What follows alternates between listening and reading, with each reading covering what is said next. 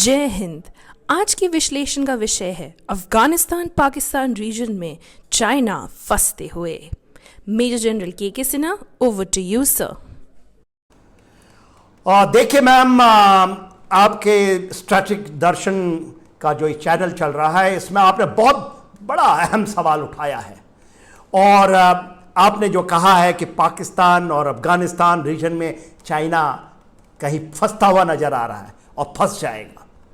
देखिए, इसकी समीक्षाएं इसका जब हम विस्तार से करेंगे और जिस तरह से चीज़ें अनफोल्ड हो रही हैं, खास करके जब आपने देखा सी पैक के अंदर में और जो डैम्प है उसके अंदर में पीएलए इंजीनियर्स के लोग भरी हुई बस, जिसको चाइनीज इंजीनियर्स कह रहे हैं लोग, उनको उड़ाया गया। और उसके पहले जो हुआ था, आपने देखा था इन मंथ ऑफ अप्रैल, जब क्वेटा के अंदर में चाइनीज एम्बेसडर जिस होटल में रह रहे थे वहां फिदायन अटैक हुआ था, मानव बम, और तालिबान के लोगों ने किया था। इसके पहले पिछले एक साल में छह मेजर अटैक्स हुए हैं, उनका गोदार के ऊपर में हुआ। तो ये चीजें हो रही हैं और जिस तरह से अमेरिका वहां से निकल गया और लोगों को ऐसा लग रहा था, एक नैरेटिव पैदा हुई कि एक स्ट्रेटेजिक स्पेस है और इस स्पेस में निकलने के बाद चाइना हावी हो जाएगा, चाइना का प्रभुत्व हो जाएगा और चाइना यहाँ से इमर्ज आउट होगा सेंट्रल एशियन रिपब्लिक की तरफ, जो वेस्ट एशिया की तरफ, शायद उसका ये, तो शायद वो सपना का सपना रह जाएगा। मेरे को तो ऐसा लगता है और मेरी समीक्षाएं कहती हैं वो आने वाले समय में जैसे जैसे चीज़ें अनफोल्ड होंगी तो ये पता लगेगा। इसी चीज को समझने के लिए आइए मैं आपको एक्सप्लेन करता हूं इसको मैप के ऊपर में, और हर एक बारीकी से आप देखिए और इसको समझने की चेष्टा करें। देखिए, जब हम इन परिस्थितियों को मैप के ऊपर देखते हैं, जो अफगानिस्तान और जो पाकिस्तान का रीजन है और ये जो सी पैक है, इसके अंदर में जो घटनाएं बहुत जल्दी से घट रही हैं, वो दासू डैम के अंदर में, जैसे मैंने बताया, ये 2 दिन पहले पीएलए इंजीनियर जो सी पैक के अंदर में $65 बिलियन का जो इनका अभी प्रोजेक्ट चल रहा है, और इस जो दासू डैम का जो प्रोजेक्ट है उसी में शामिल है। जब पीएलए इंजीनियर्स हैं, जिसको चाइनीज कहते हैं इंजीनियर्स, उनकी बस उनको लेकर के डैम साइट में जा रही थी, तो तालिबान के एक फैक्शन ने, वो तहरीक तालिबान पाकिस्तान है या कोई दूसरा, उन्होंने इस पर जो जिस तरह से हमला हुआ है और 9 चाइनीज पीएलए इंजीनियर्स मारे गए हैं, 15 घायल हुए हैं। उसके बाद चाइना एब्सोल्युटली पाकिस्तान के ऊपर हावी हो गया है। पाकिस्तान इसको छिपाता है और पाकिस्तान कहता है नहीं वो तो एक्सीडेंट हुआ था, पहाड़ों से लग करके और फिर गैस लीक हुआ और उससे ब्लास्ट हो गए, लोग मर गए। चाइना ने उनकी कान न ढेटी और कहा कि जो परपेचुएटर है आप झूठ ना भूलें, और उन्होंने अपने स्पेशल फोर्सेस भेजे पहली बार यहां पर जमीन में इसकी तहकीकात करने के लिए। उसके बाद चाइना ने थ्रेटन किया है पाकिस्तान को कि हमें मिसाइल मारने पड़ेंगे, मिसाइल से हम करेंगे। उनको हिम्मत नहीं है कि अपने सोल्जर्स को इस इलाके में तालिबान के अगेंस्ट में भेजें, इसलिए कहते हैं मिसाइल मारेंगे, मिसाइल। और मिसाइल मारने के लिए वो जिस तरह से भारत को ना ग्लोबल टाइम धमकी देती है वैसे धमकी देते हैं। अरे चाइना ये भी भूल गया कि क्वेटा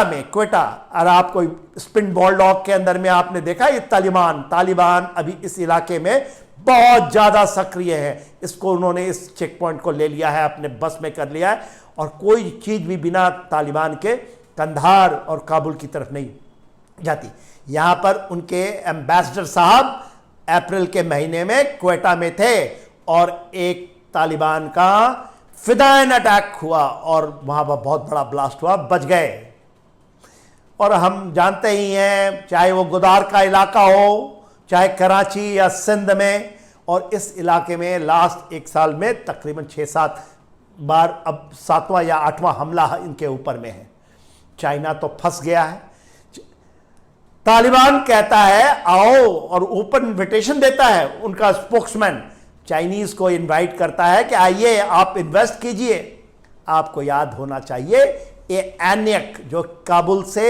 साउथ वेस्ट की तरफ, ये कॉपर माइन है, बहुत बड़ी माइन, विश्व की सबसे बड़ी माइन। और इसका जो कॉन्ट्रैक्ट था चाइनीज कंपनी ने, उनकी माइनिंग कंपनी जो कम्युनिस्ट पार्टी ऑफ चाइना के अंदर है उसकी है, उन्होंने एन्यक कॉपर माइन ले लिया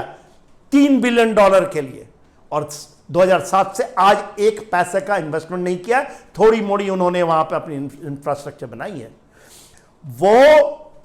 उसका सपना जो है कि वखान कॉरिडोर से जो सिंजियांग से होता हुआ वो जोड़ना चाहते हैं, BRI का बड़ा प्रोजेक्ट का, वो सपना ही रह जाएगा। और चाइना के साथ पाकिस्तान, क्योंकि पाकिस्तान पहली बार, क्योंकि जब पहले अमेरिकन्स थे तो अमेरिकन्स कार्रवाई करते थे, चाइना यहां पर अपने हिंगड़ी जमाता था तालिबान के थ्रू उनको कंट्रोल करने का। अब परिस्थितियां पूरी बदल चुकी हैं, चाइना इनके पीछे खड़ा है लात मारने के लिए कि आप एक्शन करिए तालिबान के ऊपर में, हम तो केवल मिसाइल चलाएंगे आपको। ये है फंसता हुआ जो विश्लेषण, और आने वाले परिस्थिति में जैसे जैसे चीजें बदलेंगी, पेशावर इस इलाके में जो खैबर पख्तूनख्वा का इलाका है, जो कि फाटा रीजन्स हैं, फाटा रीजन्स जहां पर ये हो रहा है, जिस फेडरल जो एरिया है, वो जो कि वजीरिस्तान, जो दो वजीर ट्राइब है पश्तूनों की, वो उस इलाके में, तो चीज़ यहाँ भी बदल रही है, इस इलाके में बदल रही है। और चाइना के लिए एक बहुत बड़ा, ये मेरे ख्याल से फंसता हुआ दलदल लगता है मुझे, शायद चाइना के पूरे जो सपने हैं यहीं पर प्रस्त हो जाएंगे। देखिए मैम,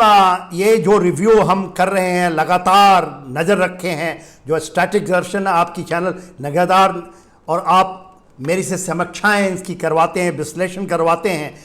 इनकी बाल की थाल की तरह छोटी चीज़ों को ध्यान से देनी पड़ेंगी। और केवल न्यूज़ नहीं कि आपके क्वेटा में ब्लास्ट हो गया, बम मार दिए, कोई चाइनीज़ मर गए, इनकी विश्लेषण करके और देखना पड़ेगा, सारी चीज़ों को जोड़नी पड़ेगी और उसको लीवरेज आउट करना पड़ेगा। क्योंकि आपकी स्ट्रेटजी, चाहे वो इंडिया की स्ट्रेटजी हो या वर्ल्ड स्ट्रेटजी हो, उसकी स्ट्रेटजी का एक्शंस इसके ऊपर डिपेंड करता है कि हम कितनी बारीकी से हर एक चीज़ पर नज़र रखते हैं और उसको पूरे जोड़ करके, जिससे कि जो डिज़ाइन है लोगों, चाहे चाइनीज़ डिज़ाइन है एक्सपेनिज्म का, जो स्पेस में आने का, जो पाकिस्तान की डिज़ाइन है, चाहे वो भारत के परिप्रेक्ष्य में वो सारा डिफीट हो, तो ऐसी समीक्षाएं चलती रहनी चाहिए जैसे जैसे परिस्थितियां बदल रही हैं।